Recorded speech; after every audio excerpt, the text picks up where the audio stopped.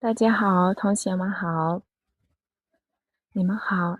За сайн байцгаана уу? Өнөөдөр манай SU-ийн pages гаргаж байгаа. Тэгвэл хашдны хичээлийн 11 дахь 12 дахь өдрийн хичээл авахд бэлэн болсон байна. За өнөөдрийн хичээлээр бид номынхоо 4 дахь хичээлийн 3 дахь текст буюу 4 дахь жилийн сүүлийн хэсгийг үзээд дараагийн хичээлээр 5 дахь хичээлийг үзнэ гэсэн үг. За энэ хүртэл дээрээ хичээлээ үзээд явж байгаа та нартай баярлалаа. За ингээд одоо бүгдээрээ цээж бичгийн цагаа эхлүүлье. За бүгдээрээ сурсан ёсороо бичлэгээ зогсоож агаад за багшийнхаа энэ дээр бичсэн 10 өгүүлбэрийг ханзын бичээд өгүүлбэрээ бичээд өмнөх хичээлээр үзсэн ханз болон өгүүлбэрийнхаа бүтцийг цээжээр бичиж өөрийгөө за хэрхэн сурсныг аль ханзаас сайн хэрэглэсэн байна, нэгээ чиглэлгүй байна, аль өгүүлбэрийн бүтцээ ойлгосон байна, ойлгоогүй нь гэдгийг энд шалгаарай. За тэгээд бүгдээрээ уламжлал ёсороо харилцаараа бүгдээрээ давтаж уншчих тийм үү? За уншицгаая. 你好，你好，我叫丽文。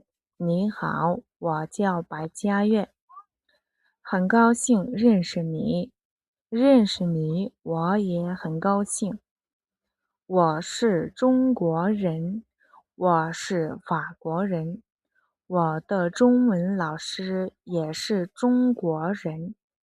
За багшны энэ текстүүдийг өмнө нь олоодан уншсан болохоор хичээлхэн дээр уншиж байгаа болохоор эхний олон уншсан текстүүдээ дандаа нэг уншаад байгаа. За тэгээд арай цөөхөн уншсан өмнөх хичээлийнхаа текстийг хоёр удаа уншнаа. За энийг бүгдээрээ нэг удаа уншъя. 魏一菲，魏一菲姐姐，你工作还忙吗？对，还很忙。你也很忙吗？我不太忙，我们很想你，我也想你们。За дараагийн хэлцээр这是谁？这是谁？这是我女朋友。这是我女朋友。你女朋友是哪国人？她也是泰国人。一菲忙吗？她很忙。她有多少个学生？她有20个学生。我有2个哥哥。我有2个哥哥。你呢？我没有哥哥。我没有哥哥。你家有几口人？你家有几口人？我家有4口人，爸爸妈妈、妹妹和我。我家有4口人，爸爸妈妈、妹妹和我。За тэгээд 1-ээс 10 хүртэл тоогоо сурсан, 1-ээс 10 хүртэл ханзаа сурснаар цаашаа 9-с хүртэл тоог хэлэх боломжтой гэж үзсэн байгаа тийм үү? За 1 2 3 4 5 6 7 8 9 10. За 1-ээс 10 хүртэл тоогоо сайн зөв өгөр нь уншиж сурсан бахаа гэж багш нь бодож байна. За тоогоо 14 гэх юм бол 14, 15 гэх юм бол 15, 16, 17, 18. За энэ дээр та бүхэн маань 1-ээс 9-с хүртэл төгөөгөө хэлж чадсан бахаа гэж багш нас бодож байгаа шүү. За өнөөдрийн хичээлээр хүү. За өнөөдрийн хичээлээр бас 10 ханз үзэх байлаа. 10 ханз үзнэ. За тэгээд эхний ханз нь буюу хүү. За харьцангуй гайгүй цөөхөн зурлагтай ханз байна тийм үү? За багш нь жишээ өгүүлбэр оруулсан байна. 我的儿子 гэх юм бол миний хүү. 我的儿子，你的儿子，你姐姐的儿子，他的儿子. За ингэж хэлж болно гэсэн үг хамаатуулж. Миний, чиний, ихчийн хүү, түүний хүү, тэр эмэгтэйн хүү. За өгүүлбэрт оруулъя те. 你儿子的中文很好. 你儿子的中文很好. Гэх юм бол чиний хүүгийн жунвэн юу лээ? Хятад хэл үнэхээр сайн юм аа гэж хэлсэн тийм. 你儿子叫什么名字? 你儿子叫什么名字? Гэх юм бол чиний хүүг хэн гэдэг вэ? За гэртээ та нар арзыгаар өгүүлбэр зохиож бичиж болно шүү. Өгүүлбэр зохиож бичиж болно. За өнөөдрийн 2 дахь хандс хайз. За сая арз дээр з орж ирсэн тий. За энэ з гэдэг маань ерөнхийдөө маш түгээмэл хэрэглэгддэг. Дангаараа биш ерөнхийдөө ингэж нэр үгийн төгсгөлд 2 дахь чанзаар нь орох тохиолдолд маш илбэг байдаг энэ з гэдэг хандс. За хайз гэдэг маань хүүхэд гэсэн үг. З гэдэг маань хөнгөн хүүхдээ тий. Хөгөхгүй буюу хөнгөн хүүхдээ хайз. За хайз гэдэг маань хүүхэд гэж хэлсэн.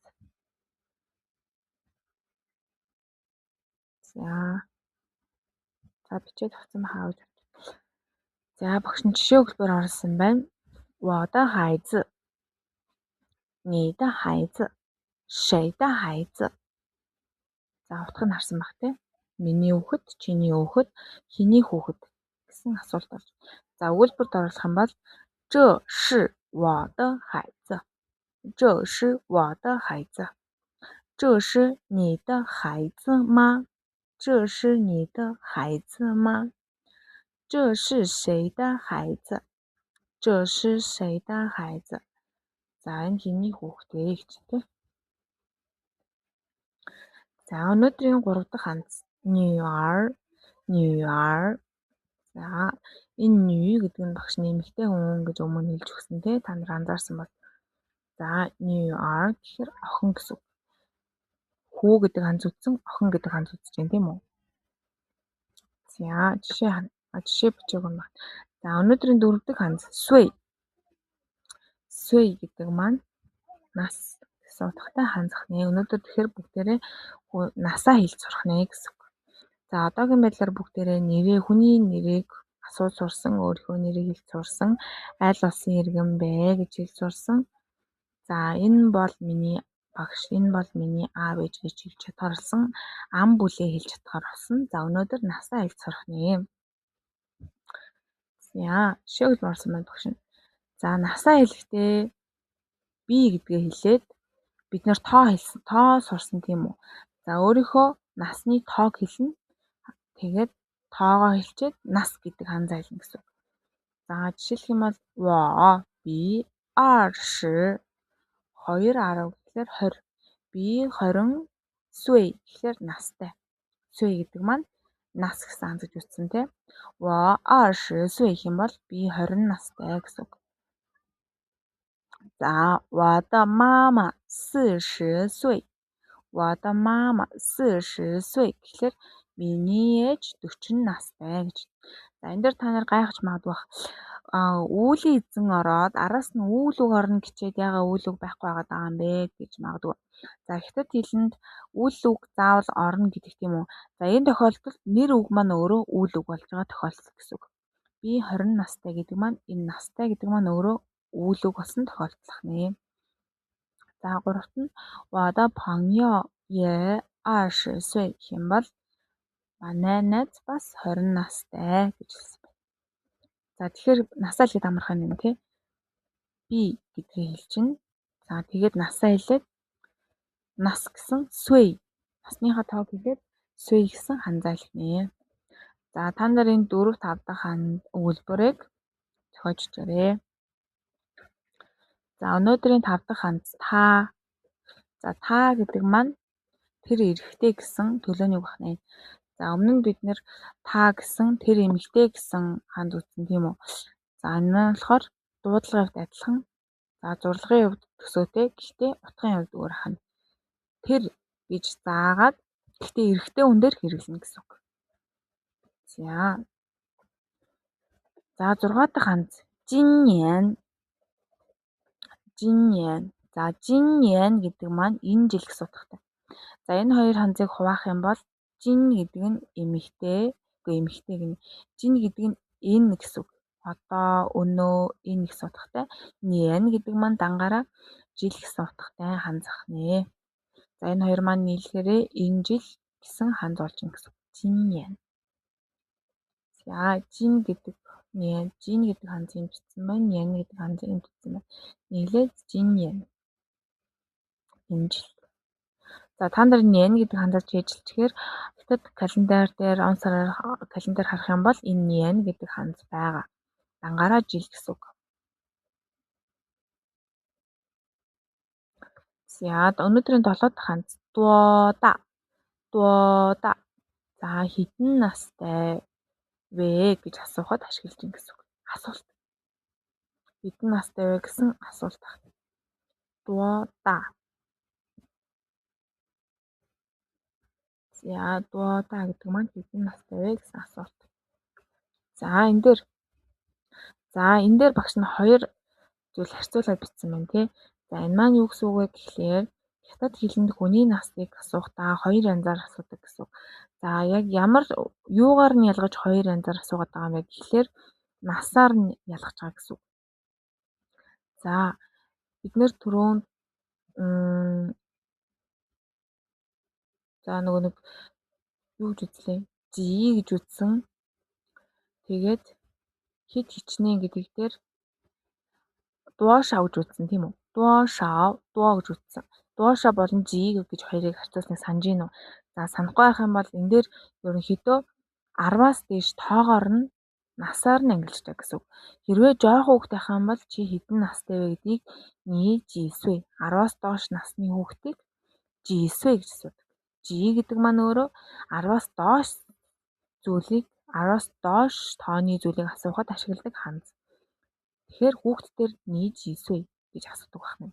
За том хүн дээр жисвэ гэж асуухгүй. Яагаад гэвэл энэ жи гэдэг маань өөрөө ханзны утга нь 10-аас доош тооны цөөн зүйлийг асуухад ашиглагддаг гэсэн үг.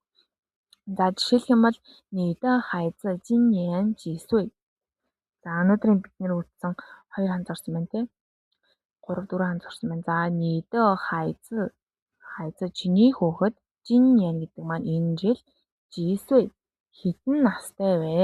Жисвэ гэж асууж байна тийм үү? Та тэр эрэхтэй. За тэр өөрийнхөө хүүхдийг тэр гэж төлөөлж байна. Эрэхтэй хүүхд тахын тий. Жиннен үсвэ. Энэ жил 5 настай. За тэгэхээр хүүхд төр жисвэг ашигладаг байна. За 10-аас дээш насны бүх хүмүүс төр дуодаг ашигладаг гэсэн. Насанд хүрчид болон 10-аас дээш насны бүх хүнд хэдэн настай вэ гэж асуух юм бол дуода гэж асуудаг.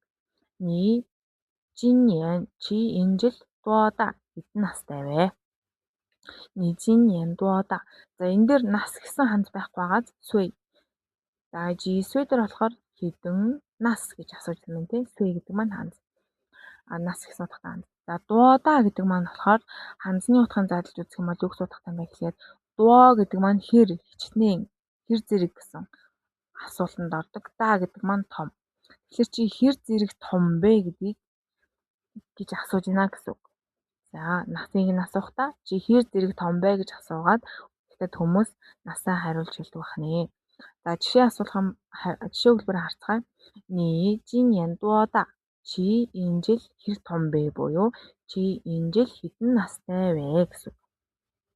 Wo jиннен 25岁了. За энэ лөө оролцсон юм. За энийг түр анзаарахгүй ч болно. Энийг үзег учраас өнөөдөр хичээл дээр үзэхгүй гэсэн. За би энэ жил 25 настай. За 25 настай том хүн байна тий. За дараа нь你的姐姐今年多大? Чиний эгч今年энэ жил дуода хэр том бэ буюу энэ жил эгч чинь хэдэн нас хүрсэн бэ? Хэдтэй вэ? 我的姐姐今年32岁. Манай эгч энэ жил 32 настай. За дараагийн сүүлийн жишээ. 你的哥哥多大?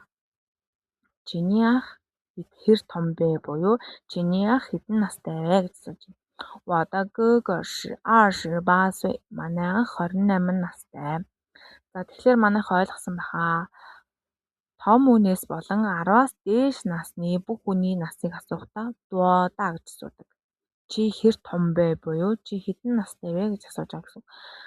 10-аас доош насны хүүхдийн насыг асуухдаа "Ни жисүй?" "Нидэ хайзы?" Чиний хүүхэд жисүй хэдэн настай вэ гэхийг жисүй 10-аас доош настай жисүй гэж хятад хэлэн дээр хүний насыг авахдаа энэ хоёр түгээмэл хэлбэрээр асуудаг байна. За яг нь төвшин ахихаар ахиад бүр ахмад настай хүнийг арай хүндэтгсэн хэлбэрээр нэг асуудаг. За тэгээ ерөнхийдөө хүний насыг асуухдаа 2-оос 3 янзаар асуудаг гэж ойлгож байна. За ингээд та нар өөрсдөө жишээгээ бичиж аваарай. За ингээд өнөөдрийн харилцан яриа руу орж ийн.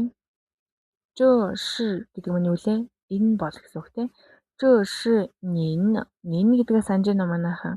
Эхний хан цэцэг хичээлээр үздэнтэй. Нин гэдэг маань та гэсэн үг. Нин арзы. Арзы гэдэг маань өнөөдрийн хичээлийн шинэ ханц буюу хүү гэсэн утгатай ханц. За нин арзы гэхээр таны хүү гэсэн үг. За ма гэдэг маань юу гэсэн утгатай лээ? Ма гэдэг маань уу гэсэн энгийн өгүүлбэрийг асуулт болгосон ганц тийм. За энэ бол таны хүү юу гэж асууж байна тийм. Энэ танай хүү юу гэж асууж байна гэсэн. 这是您儿子吗? Энэ танай хүү юу? 是的. За бид нэр дөө үтсэн тийм. Хариалгын хамаатуулгын ялгал гэж үтсэн. За 是的гэж цугтаа орохороо тийм ээ гэсэн хариулт олж байгаа гэсэн. Тийм ээ мөн гэсэн хариулт олж байна. 我有 надад байгаа 2 хоёр ширхэг хүү. За багш нь өмнөх хичээлдээ лянг гэдэг маань хоёрын тоо. Харин энэ маань аливаа зүйлийн тоо ширхгийг хэлэхэд ашигладаг хоёрын тоо гэж хэлсэн тийм. 我有 үйл эзэн өөлөг тоо ширхэг. Тэгээд нэр үг орж ин тийм. Надад байгаа 2 ширхэг хүүхэд буюу тийм ээ би 2 хүүхэдтэй гэж хэлж ин гэсэн. 一个儿子. 一个гэдэг маань нэгийн тоо, г гэдэг маань ширхэг, арз гэдэг маань хүү. Тэгэхээр нэг ширхэг хүү буюу би нэг хүүтэй. Хятад хэлэнд заавалчгүй тоолго үг ордог гэж багш нь хэлсэн тийм. За заавалчгүй тоолго үг ордог. Ерөнхийдөө тоолго үггүй хизээч нэр үг ордоггүй. Тэгэхээр нэг хүүтэй гэхэж хэлэхдээ хүртэл тоолго үг орж ин гэсэн. 一个儿子. Нэг хүүтэй, 一个女儿. Нэг охинтой. За 您儿子几岁? 您儿子几岁? Таны хүү хэдэн настай вэ? За тэгэхээр энэ асууж байгаа хүн маань хүүгийн 10-аас доош настай гэж бодоод асууж байна тийм. Танай хүү хэдэн настай вэ гэж асууж байна. Багш нь болохоор за та 今年5岁. та 今年5岁. За та гэдэг маань тэр гэж хэлж байгаа тийм. Тэр гэсэн төлөөний үг. Эрэгтэй хүн дээр ашигладаг гэсэн тийм. Тэр 今年буюу энэ жил, тэр энэ жил 5岁 5 настай. 他今年5岁. За您女儿多大? 您女儿多大 гэхээр таны охин 多大 гэдэг нь багш хэлсэн тийм. Хятад хэлний 10-аас дээш насны хүний насыг асуухдаа 多大 ашигладаг. За тэгэхээр асууж байгаа хүн маань тэр тухайн хүний насыг 10-аас дээш настай гэж бодоод барагцаалаад 多大 ашиглаж байна гэсэн үг. Таны охин хэдэн настай вэ гэсэн чинь та 今年12. Тэр энэ жил 12 настай гэж. За бүгдээрээ харилцаараа ахиад нэг уншчихъя. За 这是您儿子吗? 是的，我有2个孩子，一个儿子，一个女儿。您儿子几岁？他今年5岁。您女儿多大? 她今年12. За манайхаа харилцан яриагаа ойлгосон бахаа гэж бодож байна. За багш нь тэгээ хичээл болгон дээр хэлэхдээ харилцан яриагаа гэртээ сайтаар уншаад за сайн уншихдаа хамгийн гол нь зөв хөөгөөр нь олон дахин уншаад харилцан яриагаа чийжлэх хэрэгтэй гэж хэлдэг тийм үү. За одоо ингээд өнөөдрийн хичээл маань дуусж байна. Та бүхэн за одоо багшийнхаа гаргах энэ асуулт хариултын дасгалуудыг скриншот хийж аваад энэ харилцан яриагаа сайн уншиж ойлгосныхоо дараагаар энэ асуултанд хариулаарай. За, 王奕学有几个儿子，几个女儿. 왕이쉐. За, 왕이쉐 гэж энэ нэр нь үнэтэй. Энэ хүний нэр шүү. За, багшийнхаа нэр. 왕이쉐儿子今年几岁? За, энэ хоёр асуултыг та бүхэн уншиж ойлгоод тэгээд энэ текстийн дагуу хариулаарай.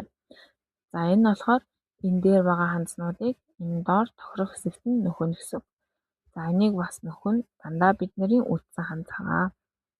За, тэгээд энэ зургийг харж байгаад өөрсдийн бодлоор тохирох хандзаа нөхөж өчнэ. Өгүүлбэрийг гүйцээж бүтэн болгоно гэсэн үг. За, тэгээд гэрийн даалгаварт өнөөдөр үлдсэн хандзаа бичнэ. Саяны багшийнхаа өгсөн даалгавруудыг хийн. За, тэгээд харилцан яриануудаа зөв дуудлагаар сайн уншиж чэйжлэн. За, тэгээд хаалдаг группт орсон сурагчид маань багшаараа даалгавраа шалгуулад хөгөөс айтар шалгуулад явах боломжтой. За, тэгээд хаалдаг группт маань нэлээд хэдэд нээлттэй байгаа шүү. За, тэгээд өнөөдрийн хичээл зорьсон та бүхэнд баярлалаа. 同学们再见。